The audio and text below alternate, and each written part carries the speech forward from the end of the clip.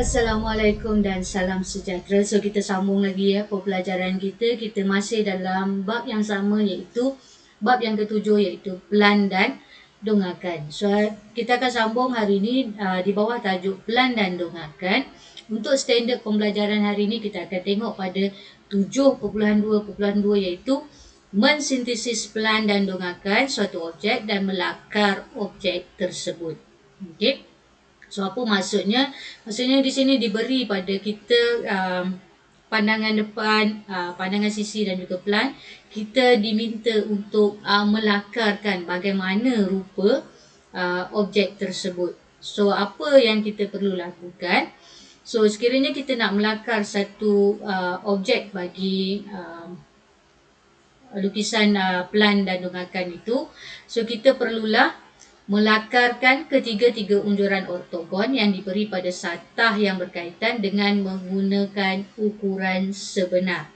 So bila kita nak lukis balik objek, kita nak melakarkan tu, kita perlulah menggunakan ukuran yang sebenar. Okay, kita lakarkan ketiga-tiga tu dulu. Okay, dan kemudian kita lakarkan objek dan labelkan bucu berkaitan dengan huruf dalam unjuran mengikut warna masing-masing.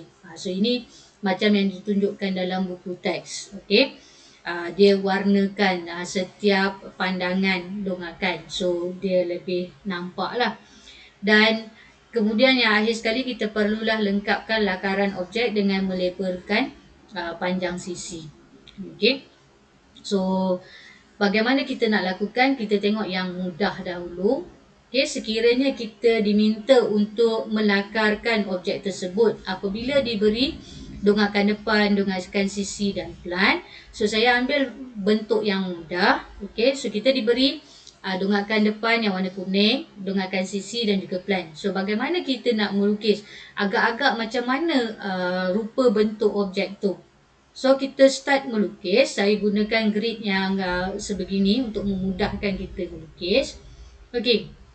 So yang pertama, kita tengok daripada pandangan depan tu, kita nampak ada garisan sebegitu. So kita ikut satu persatu Sewarna hijau ataupun di bahagian sisi kita nampak macam huruf L tu.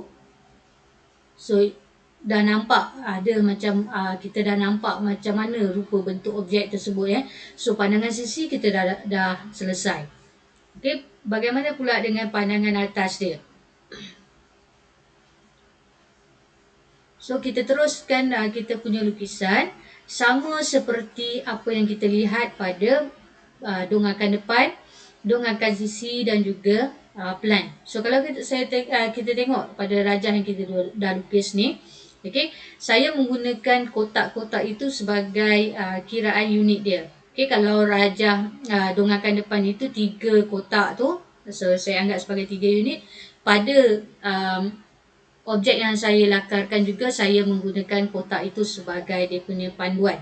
Okay, supaya objek itu ukurannya sama seperti donghakan ataupun plan yang diberi. Sekiranya dalam rajah soalan biasanya kita diberi ukuran dalam sentimeter. Okey, so kalau katakan 3 unit tu ialah 3 kotak itu ialah 3 sentimeter, maka ukuran objek yang kita lukis tu perlulah mengikut ukuran yang sebenar iaitu 3 sentimeter. Okey. So yang saya gunakan ni saya tak mengikut ukuran yang sebenar. Saya hanya mengira pada grid kotak tersebut. Okey. So bergantung kepada soalan yang diberi. Sekiranya diberi ukuran dalam cm, so ikut ukuran yang sebenar. So ini ialah pandangan depan bongkah tersebut, pandangan sisi dia dan juga pandangan atas dia. So kita dapatlah satu objek yang kita lakarkan, dan bila kita tengok objek tersebut daripada pandangan atas, pandangan sisi, pandangan depan, so kita nampak sebagaimana yang dah diberi dalam soalan. Okey. So contoh yang kedua, saya sama juga saya nak bagi kamu faham dulu bagaimana kita nak melukis sesuatu objek berdasarkan grid kotak yang senang-senang ni dulu. So kamu praktis gunakan bentuk yang mudah dahulu sebelum kita pergi kepada soalan sebenar. Okay. So ini adalah dongakan depan warna kuning, dongakan sisi yang warna hijau dan plan yang berwarna biru. So agak-agak bagaimanakah bentuk objek tersebut. Okay, so kita lukis satu-satu dengan mewakilkan satu kotak pada dongakan itu, satu kotak juga pada lukisan.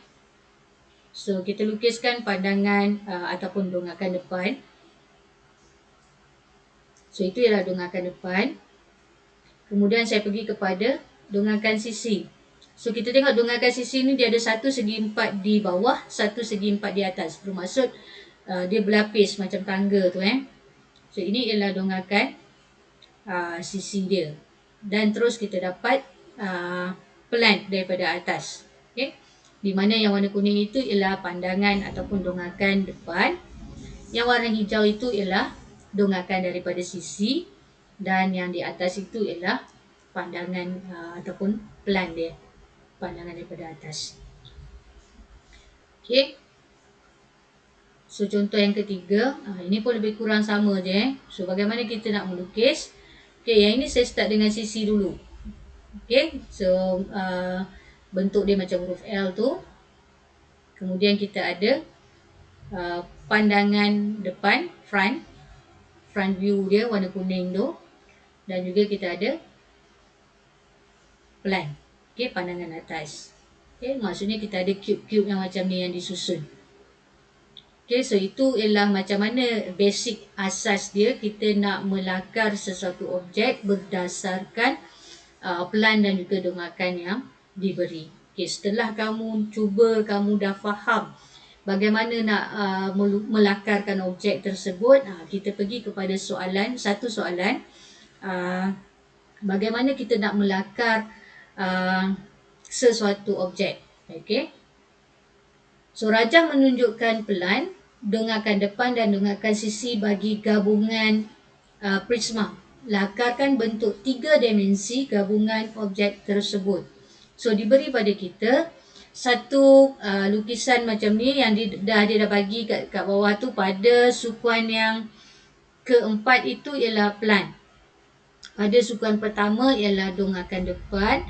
Dan pada sukuan yang kedua itu ialah dongakan sisi. So soalan minta daripada gambar rajah ini, bagaimana kita nak melakar bentuk 3 dimensi bagi gabungan prisma tersebut.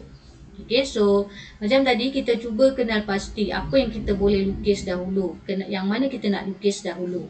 Okay, so daripada plan, dongakan depan dan dongakan sisi, so kita dapati bila kita tengok daripada atas, kita akan nampak ada segi 4 yang iaitu sisi A, B, C dan D. So kita lukis dahulu tapak itu ataupun dasar itu iaitu A, B, C dan D. Okay, yang warna orange tu. Dan pada pandangan plan tu juga kita ada satu lagi segi 4 iaitu HGFE. Okay, dan HGFE ni berada lebih kecil. Okay, dan kita tengok, so saya letakkan dia sebelah atas sikit. Sebab ini ialah 3 dimensi. Okay, so dan ukuran HGFE ni lebih kecil berbanding A, B, C, D. Dan ukuran bila kita nak lukis, kita perlulah mengikut ukuran yang sebenar. Contohnya panjang AB ialah 3 tambah 1 tambah 1. So 5. Dan lebar dia ialah kita ikut panjang AD yang ke atas tu iaitu 6. So bila kita nak melukis, ukuran dia mesti betul. So ini kita lakarkan. So kita dapat 2 macam tu. Yang ketiga kita lukiskan dahulu daripada dongakan sisi. Dongakan sisi saya nampak satu segi 4. Okay, yang berbentuk sebegitu segi 4 yang tinggi dia 2 cm, panjang dia ataupun lebar dia ialah 6 cm. So kita lukiskan segi 4 pada rajah kita. Okay, itu yang segi 4 warna pink. Kemudian di atas segi 4 itu kita ada satu segitiga. Okey, ada segitiga. So, kita lukis segitiga pada rajah kita, lakaran kita. Dan saya pergi kepada dongakan depan. Dongakan depan kita ada bentuk yang itu HGAB tu. So kita sambungkan, kita akan dapat macam tu pada lakaran kita. Dan juga satu lagi ada segitiga di atas. So lebih kurang gambar rajahnya lakaran kita ialah sebegini. Okay, kalau kita ikut pada plan dongakan sisi dan juga dongakan depan. So selepas itu kita perlulah melukiskannya dengan mengikut ukuran yang sebenar dan mencantikkan lukisan kita dengan tepatlah dengan menggunakan pensel dan pembaris. So kita akan dapati gambar rajah yang diberi tu bongkah dia ialah sebegini. Okey, di mana ukuran dia kalau kita tengok panjang A ke B di bawah ni panjang A ke B pada plan itu ialah 5 cm. Panjang HG iaitu petak yang kecil sikit di bahagian atas itu ialah 3 cm. So bila kita nak melukis atau melakar objek ini, kita perlulah menggunakan ukuran yang sebenar. Okay, kalau panjang BC itu dalam rajah itu ialah 6 cm, maksudnya kita kena lukis juga 6 cm. Okay, dan tinggi piramid tersebut ialah 4 cm. So ukurannya mesti 4 cm. So inilah yang dikatakan sebagai bagaimana kita nak melakarkan objek bagi plan dan dongakan yang diberi. So mulakan latihan kita untuk melukis lakaran ini dengan melukis cube-cube yang senang dulu, yang mudah dahulu.